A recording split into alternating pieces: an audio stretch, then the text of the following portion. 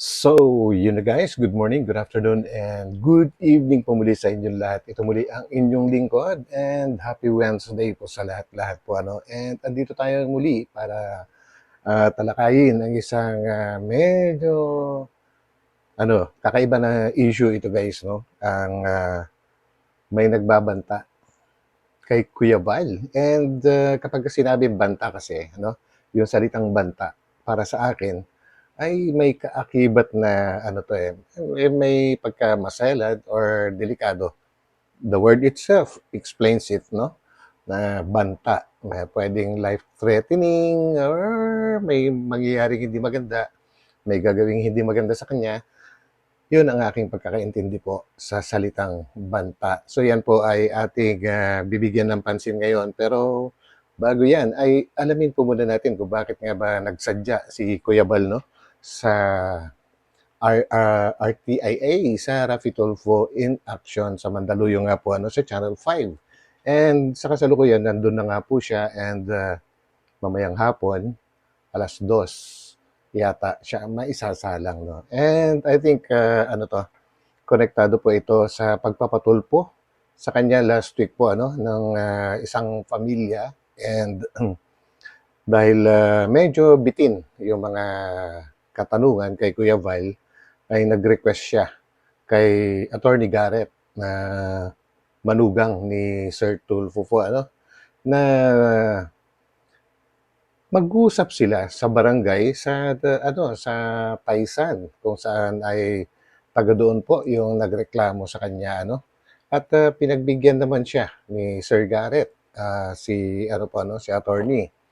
And hanggang ngayon ay wala pa pong balita kung talagang pupunta ang Raffy Tulfo in Action sa Daet or sa Taysan. Kaya siguro nainip itong si Kuya Val, no? Kaya siya na mismo ang nagsadya sa mismong studio ng RTIA para naman masabi ang kanyang side. Kasi alam mo naman, pagka nandun ka sa RTIA, kumbaga bitin yung mga pag-uusap doon, no? Normally, yung nagrereklamo, doon lang talaga nakafocus yung nagtatanong kasi siya nga yung nandun. So ito at andito na nga sa Metro Manila ngayon si Kuya Val. And bago tayo magpatuloy-tuloy guys, ay huwag po natin kalimutan suportahan pa rin ang buong team Kalingap po, sa panguna ni Kuya Val Santos Matubang at Edna Vlogs and of course si Kalingap Rab. And of course sa mga hindi pa nakakapag-subscribe sa ating munting channel, pakipindot na rin po yung subscribe button, isama na rin po ang like button guys. So bago tayo pumalaot, ay alamin po natin muna kung ano talaga ang sadya ni Kuya Val sa RTIA. So let's go! Baka sakali tayo po ay papasukin at pakinggan sa ating hinaing. Meron tayong reklamo. So abangan nyo po kung sakali po tayo ay ma-interview sa Raffy Tulfo in Action. Hindi man ito yung kumagasal na po reklamo na talagang reklamo. Kumbaga sana po, kaya sagutin ko lang po yung mga Aligasyon. Problema rito. Meron ditong problema. Kaya abangan nyo po yung ating pong kung sakali po na tayo pagbibigyan sa Raffy Tulfo Action, mga kaibigan. So yun, so tama nga ang ating hinala guys, no, na talagang yun lang ang sadya niya para matuloy yung medyo naputol na pag-uusap po dahil hindi nga pumunta ang RTIA sa Taysan, sa Bicol po, So, yun. And so, ituloy natin at andito na nga sila guys, no. So, panoorin muna natin to and shout out sa iyo, boss, JP Alibio. Pahiram po ng video mo kasi napaka-reliable itong mga video mo kasi kasama mo si Kuya Val dyan. So, tuloy. Picture. Picture tayo? Oo. Ikaw na. Ikaw lang. Mukha mo yan. Tapos na ako eh. Talaga naman. Ikaw rin, no?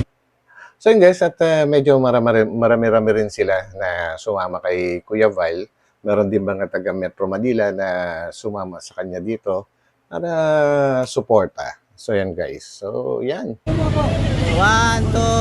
3. Grabe. Okay. Diba?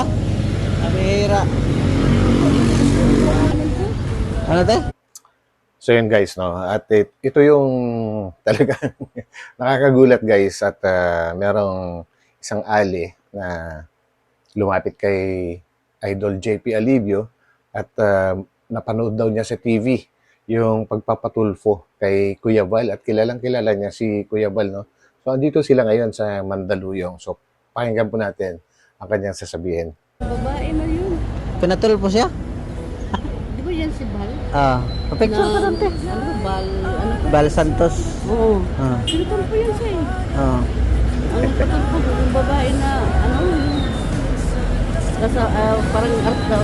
parang artista ba na, So, yun guys, at nakilala nga niya si Kuya Val dyan, no? Dahil nandyan siya. And, kagaya na sabi ni ate, na ipinatulpo yan eh.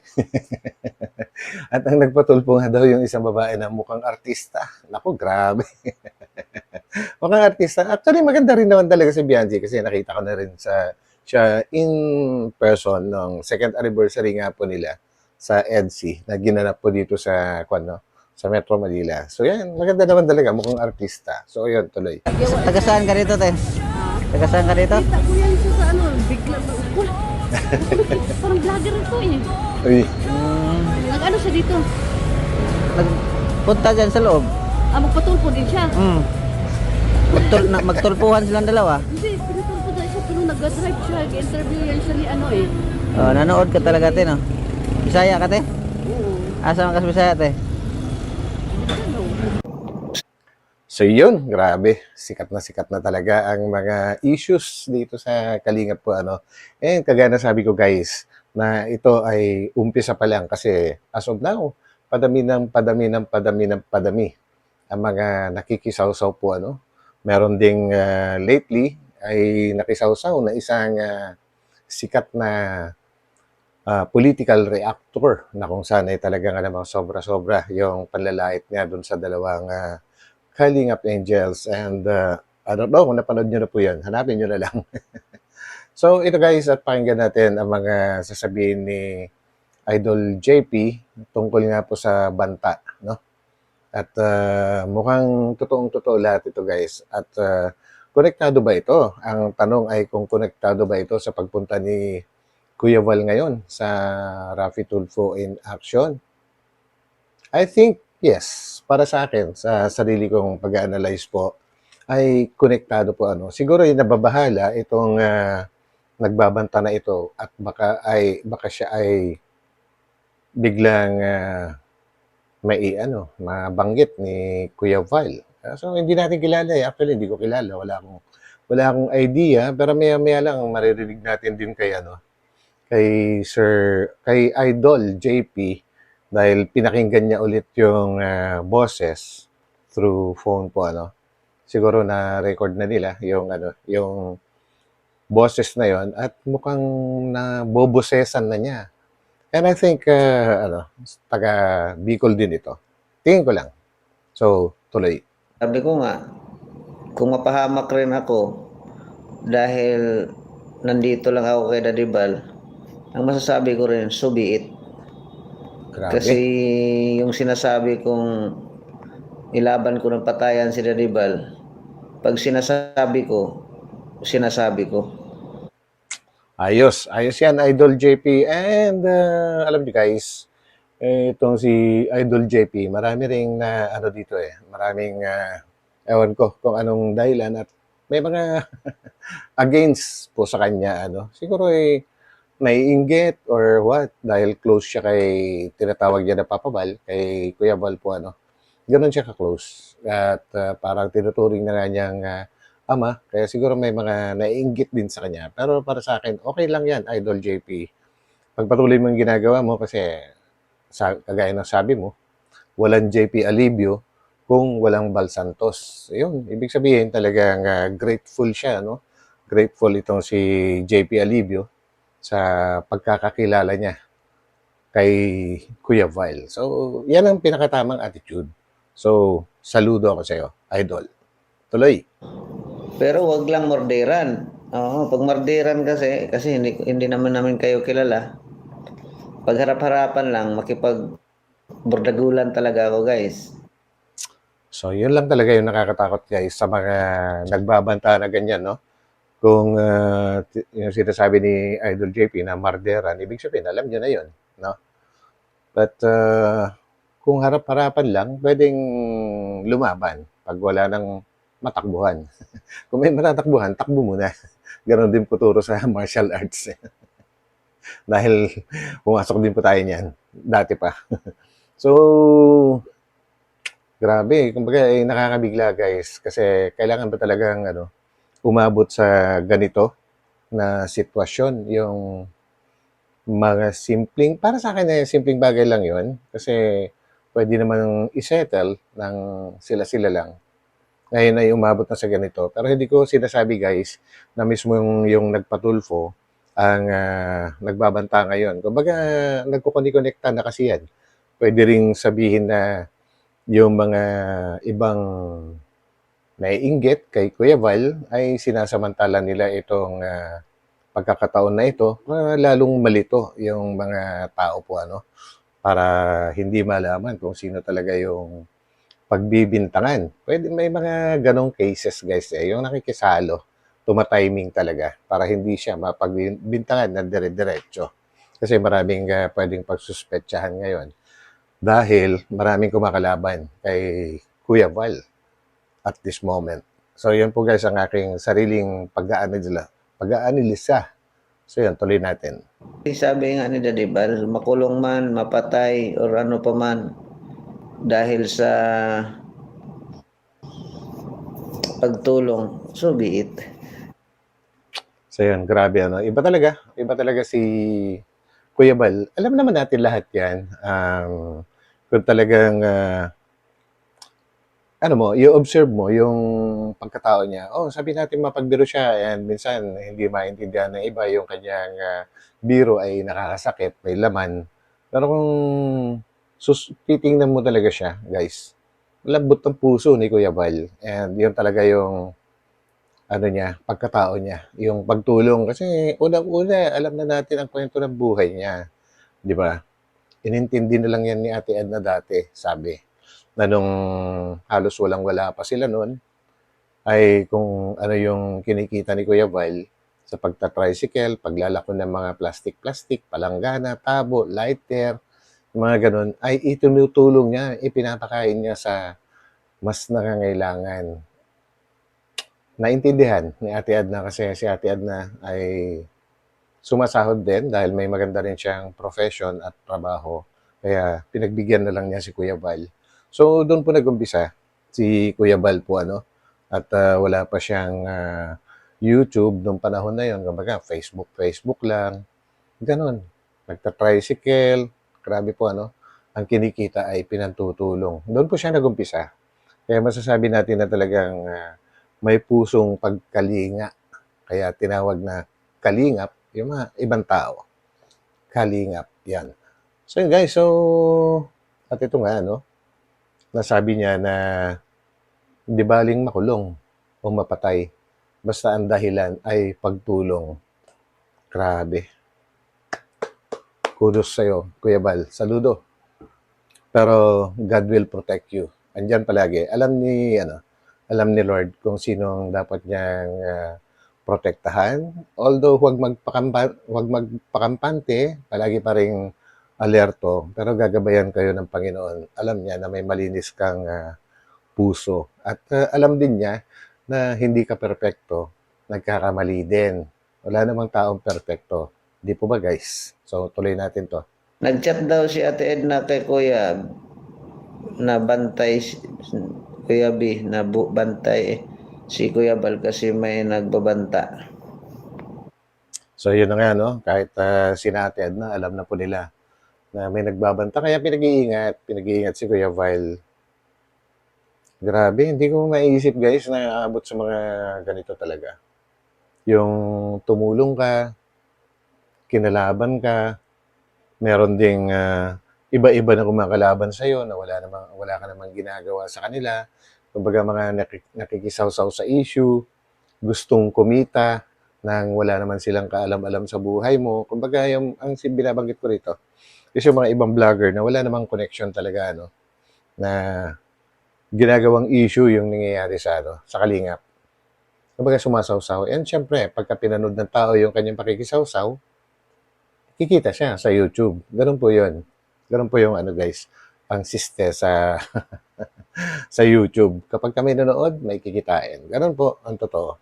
So yan guys, so, basta pagpatuloy nyo lang kung ano man ang mission nyo at poprotektahan kayo ni Lord. Yes po. Narinig ko yung play ni Daddy Bal. Oo.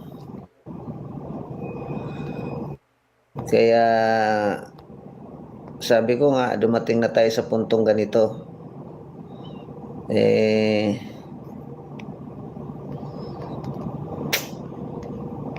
Siyempre, alangan na mag-ibigay mo lang ang buhay mo sa kanila. Kung may matakbuhan, takbo ka. Yes! Pero kung Tama. wala ka ng matakbuhan, manabla ka. Yan. Yan talaga, kahit sa martial arts, sa self-defense, ganyan din po ang tinuturo guys. Ganyan, ganyan, ganyan. Parehong pareho. Ganun lang yun. Lumaban sila ng patas sa totoo lang. Yan lang mahirap kasi hindi namin alam yung kalaban namin eh. Yan. Kaya ako nasasabi na huwag baliwalain kahit mga, alam nyo guys, ang isang nagbabanta, kung talagang seryoso yan na may gagawin, hindi na magbabantayan eh. Hindi magbabanta kasi para namang pinaghahanda mo yung kalaban mo kapag ganyan po ano. Kung talagang may gustong gawin yan, gagawin na lang yan na hindi nagsasalita. Kasi kapag nagbabanta pa, syempre makakapaghanda ngayon yung gusto niyang biktimahin. Tama po ba? Pero, wag pa rin baliwalain. Mali natin, di ba? Kumbaga, tinotorture mo na niya yung kaisipan ni na Kuya Bal. Pwedeng ganun din, di ba? Para palaging may iniisip. Kumbaga, nagbibigay ng babala. Pero, hoping na wala namang mangyayaring maganda. Ay, wala namang mangyayaring masama. Sana, no? Anyways, marami naman sina Kuya Bal dyan, guys. Andyan sina Kuya Brooks, etc., etc. Marami silang kasama. So, tuloy po natin. Sabi ko ay wala, hindi ko naiiwan si Daddy Bal. Lalo na ngayon sa narinig ko sa piniplay ni Daddy Bal. Ayaw ko lang ayaw ko lang tawag na to, ayaw kong i-broadcast. Pero Tao ngayon, hindi pwedeng basta i-broadcast yan. Ako magpapayo ako. Since nandito naman kayo sa Metro Manila and nasa Mandaluyong area kayo, nandun kayo kay Tulfo mamaya, after ng session kay Tulfo, pwede kayong bumiyahe papuntang Camp Crame. Wala pag 15 minutes kung walang traffic along EDSA. Andun na kayo. And magkano lang, i-blatter nyo lang, at least alam ng kapulisan kung ano yung mga nangyayari po. Ano. And yung mga gusto nyong ireklamo na cybercrime, diretso na sa CIDG sa Camp Crame. Dahil lahat naman, pag sinabing Camp Crame, andun na lahat yung mga iba-ibang division ng ahensya ng kapulisan po. Kompleto na doon. At mabilis ang kilos pagka sa Camp Crame, pumunta mismo. So yun. pangit talaga po. Sabi ko nga, patay kung patay. Huwag naman. Let's fight for, ang sabi ko naman, sana gabayan kami lagi ni Papagad. Dahil Totoo yan.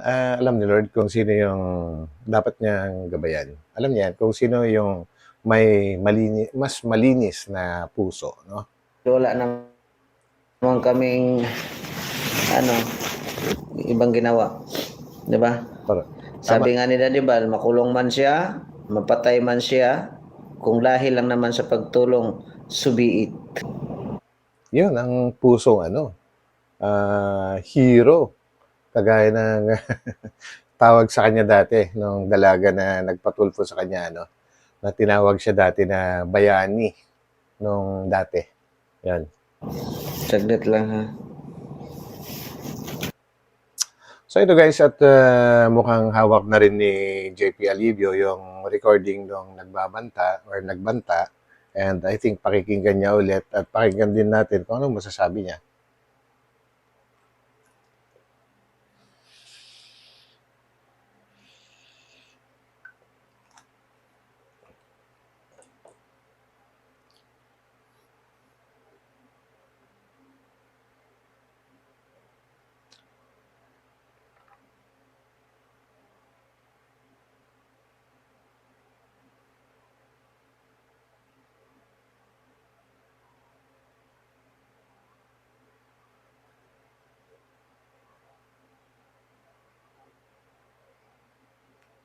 Ano?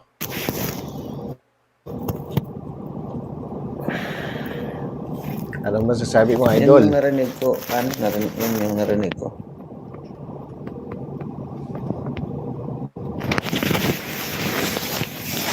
Pamilyar ko ang boses ay. Pamilyar ko ang boses. Baka sakali no, tayo po ay papasok. So yun guys, no? At familiar. Familiar ang boses. So, sooner or later, maiisip mo kung sino yan. Matutumbok din yan. Wala namang nagtatagal na na sikreto. So yun guys, no? And ang masasabi ko na lang is sa atin na medyo malayo-layo ay tulungan na lang natin itong mission ni Kuya Val through prayers, no? And supportan na rin sa comment section. So, comment na lang natin. Pwede sa akin, pwede kay Kuya Val, kay Sir JP, yan, no? Pwede mag-comment doon kasi marami naman po nagbabasa sa mga comment section po natin. Grabe guys. Ang hirap ang hirap isipin na umabot si Kuya Val sa ganito. Instead na hindi siya naistorbo, andoon sa kanila at naghahanap ng mga panibagong matutulungan. Ito at nasasayang yung oras niya sa mga ganitong bagay dahil lang sa nagpaumpisa. Kaya nasabi ko, magtatagal pa ito guys. Mahaba-haba pa ang lalakbayin nito. So, kailangan lang nating suportahan palagi si Kuya Val, Kalingap Prab. So, yan po guys. Kailangan nandyan tayo palagi. So, yun. Hanggang dito na lang guys. And, of course, gusto kong pasalamatan kayo palagi. Hindi ko kayo makakalimutan na hindi kayo pwedeng hindi pasalamatan kasi napapansin ko na